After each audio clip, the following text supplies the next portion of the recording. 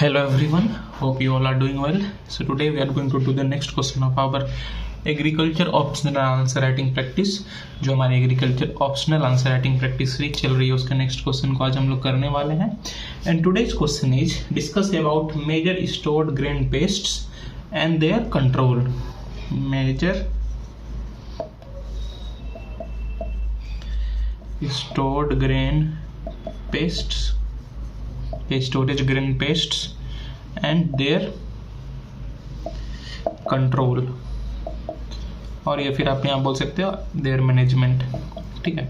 So this question, ये question जो है काफ़ी स्टूडेंट्स मुझसे पूछ रहे थे कि सर स्टोरेज ग्रेन पेस्ट काफ़ी पूछा जाता है IAFOS में, एग्रीकल्चर ऑप्शनल सिविल सर्विसेज में, स्टेट सर्विसेज में, काफ़ी जगह ये क्वेश्चन पूछा गया है ना. UPSC ऐसे क्वेश्चन काफ़ी पूछता है. सो मैंने सोचा कि चलो आज इस क्वेश्चन को टेक ऑन किया जाए, इस क्वेश्चन को डील किया जाए. और जनरली कभी कभी वो लोग क्या करते हैं, काफ़ी सारे क्वेश्चंस में they right about major stored grain pests and diseases. ये तो वो लोग बोल देंगे आपको discuss about major stored grain pests and diseases and their management. तो कभी कभी वो दोनों सेम, दोनों पेस्ट्स एंड डिजीजेज दोनों एक क्वेश्चन में आता है. पर क्योंकि मुझे थोड़ा समझाना भी है तो इसीलिए आई विल बाइफरकेट इट. मैं आज पेस्ट्स का कर रहा हूँ और एक दो दिन के अंदर मैं नेक्स्ट वीडियो जो बनाऊंगा नेक्स्ट ये उसके नेक्स्ट वीडियो उसमें मैं डिजीजेस का कर दूंगा. ओके, तो पेस्ट और डिजीज ऐसे दोनों कवर हो जाएगी. और जो भी स्टूडेंट ये डिमांड कर रहे थे आई होप उनकी जो भी प्रॉब्लम्स है वो इन वीडियो से सॉल्व हो जाएगी. और ओवरऑल सबको ये क्वेश्चन अच्छे से ध्यान में रहना चाहिए because store grain pests and और ये फिर स्टोर ग्रेन डिजीजेस काफ़ी UPSC पूछता है. So you should be able to write those answers very nicely. ठीक है. और जो मेरे नोट्स वगैरह हैं या जो फिर मेरे वीडियोस जो हैं इसमें जो आप देख सकते हो प्लेलिस्ट में जो कोर्स की वीडियोस है उसमें मैंने सारे अच्छे से स्टोर ग्रेन पेस्ट वगैरह कवर कराए हुए हैं, वहाँ से भी आप देख सकते हो. पर ये सारे वीडियोस भी, आंसर राइटिंग वीडियोस भी इंपॉर्टेंट है, इसे भी आप देखो. So let's start, let's see how we approach this answer. So देखो इसमें क्या होता है कि कभी कभी वो लोग किसी एक दो क्रॉप्स का नाम ले देंगे. Stored grain pest of pulses, stored grain pests of paddy या rice, stored grain pest of wheat. पर मैं बताया था जो प्राइमरी स्टोर्ड ग्रेन पेस्ट होते हैं ना वो ओवरऑल हर एक क्रॉप में इन्फेक्ट करते हैं, हर एक क्रॉप में इन्फेक्ट करते हैं.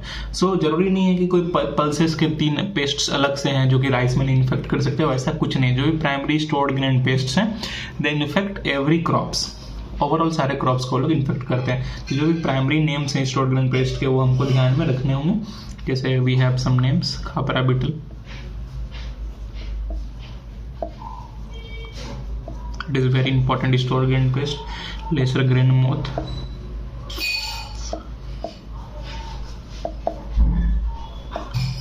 we have rice weevil.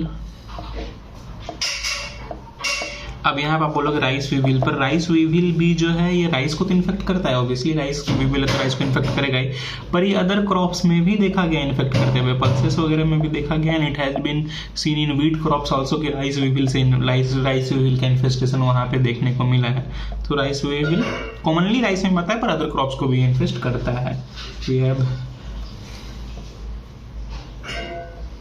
एगोमियस grain moth, Angoumois grain moth काफ़ी इंपॉर्टेंट है. ये ग्रेन पेस्ट के सारे में बता रहा हूँ. वी हैव पल्स बीटल, ये भी जनरली पल्सेस में करता है पर ओवरऑल अलग अदर क्रॉप्स में भी इसकी इफेक्ट्स को देखा गया है. Red flour beetle generally wheat में करता है. And we have rice moth.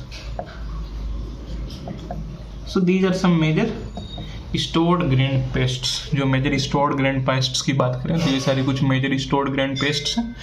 अब देखिए इन सब का कुछ अलग कंट्रोल नहीं, ऐसा नहीं कि खाफरा बीटल में कुछ अलग जाके करेंगे हम लोग, पल्स बीटल में कुछ डिफरेंट ही जाके अलग करेंगे, वैसा नहीं. कुछ मिनिमल चेंजेस हैं बट मैं ओवरऑल देखो क्योंकि आप सारे हर एक ग्रेन स्टोर पेस्ट के अगर अलग अलग आप लिखने लगोगे तो आप कभी भी उसको अपने दिमाग में रिटेंशन नहीं, इतनी बड़ी सिलेबस के बाद आपको अलग अलग बेटल्स के, अलग अलग पेस्ट के अलग अलग कंट्रोल याद करने पड़े तो फिर you are not doing your things smartly. मतलब आप बस उसको बर्डन दे रहे हो अपने दिमाग पे. तो मैं भी आपको बताता हूँ कैसे आप ओवरऑल आप कर सकते हो. सारे बेटल्स का एक कॉमन टाइप से एक अपना बना करके, सारे पेस्ट्स का एक कॉमन टाइप से मैनेजमेंट बना करके कैसे कर सकते हो. काफ़ी इंपॉर्टेंट होगा आपके लिए। और ये सारी चीज़ें आपको देखो प्रैक्टिकली स्पीकिंग ये सारी चीज़ें आपको काफ़ी मदद करेंगी in your answer writing mains में जब आप आंसर्स लिखो, क्योंकि हर एक चीज़ को याद कर पाना इज़ वेरी डिफिकल्ट और उसको रिटेंशन में रखना ठीक है। तो अब देखो कैसे, सबसे पहला जो इंपॉर्टेंट होता है ना मैनेजमेंट, अब हम डिस्कस करें, और यू कैन से कंट्रोल। जो इन स्टोर्ड पेस्ट्स जो भी है इनका सबसे अच्छा सबसे पहला कंट्रोल होता है that is maintaining proper hygiene. जब तक आप प्रॉपर हाइजीन नहीं मेंटेन करोगे तब तक इनको कंट्रोल नहीं कर पाओगे। तो इनके मैनेजमेंट में सबसे बड़ा फैक्टर क्या है, हाइजीन।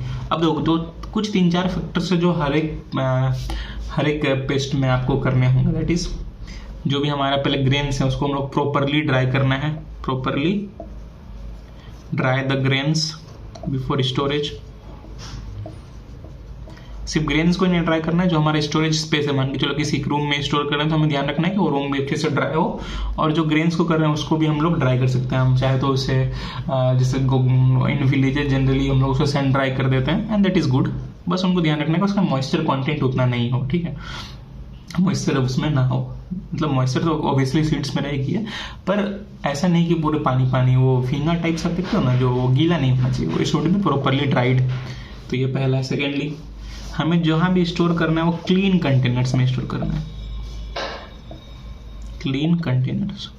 या फिर अगर हम बैग्स यूज करें, जो जूट बैग्स होते हैं, अगर वो सब यूज करें तो ध्यान रखना है कि वो सब अच्छे से क्लीन हो, ठीक है। ऐसा नहीं कि वो प्रीवियस ईयर के जूट बैग पिछले साल कुछ स्टोर किया था, इस बार फिर से वही जूट बैग का यूज कर रहे हैं और उसको क्लीन हमने नहीं किया। तो it should be properly clean. जितने भी हमारे इस रूम में करें तो जितने भी इसमें क्रीविसेस हैं या क्रैक्स हैं सबको अच्छे से हम लोग को बंद कर देना है। We need to plug all devices and cracks. जितने भी क्रैक्स वगैरह मौजूद हैं, अगर यहाँ पे कहीं क्रैक्स वगैरह तो उनको हम लोग को प्लग कर देना है, क्योंकि उनमें जाके फिर वो बाद में जो भी हमारे पेस्ट्स हैं उनमें जाके अपना घर बनाएंगे, उनमें रहना शुरू कर देते हैं। तो क्रैक्स और क्रीवाइसेस जो भी है हमको उनको बंद कर देना है। Fumigation is very important process. Fumigate कर देना है हमें। फ्यूमिगेशन हम लोग क्या यूज करते हैं जनरली, जो मेजर केमिकल्स हम लोग फ्यूमिगेशन में, that is we can use phosphine, we can use carbon tetrachloride,